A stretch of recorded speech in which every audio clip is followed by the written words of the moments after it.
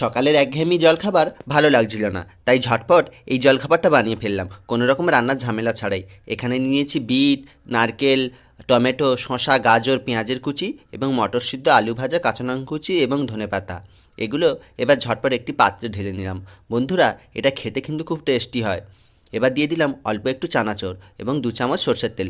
এতক্ষণে বুঝে গেছেন কী বানাতে চলেছি। দিয়ে দিলাম চাট মশলা এবং ধনে গুঁড়ো, জিরে গুঁড়ো, দিয়ে দিলাম লেবুর রস এবং বিট লবণ দিয়ে ভালো করে এটাকে মাখিয়ে নিচ্ছি। বন্ধুরা, আজ বানালাম ঝালমুড়ি। কলেজের গেটে দাঁড়িয়ে বা মেলায় গিয়ে যে ঝালমুড়ি খাই সেই ঝালমুড়ি, কিন্তু বা দোকানের মতো স্বাদ হয় না, কিন্তু খেতে ভালো হয়েছিল।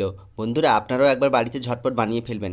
শীতের রোদে বসে এই ঝালমুড়ি খেতে খেতে আহ সে কি স্বাদ। দিয়ে দিলাম অল্প একটু কাসুন্দি, আপনারা টমেটো সসও ব্যবহার করতে পারেন। একদম ভালো করে সুন্দর করে মাখিয়ে নিলাম। প্রস্তুত। এবার সেই কলেজের গেটের স্বাদ পেতে বা মেলার স্বাদ পেতে একটা কাগজের ঠোঙায় করে সাজিয়ে নিলাম। প্রস্তুত আজকের ঝালমুড়ি।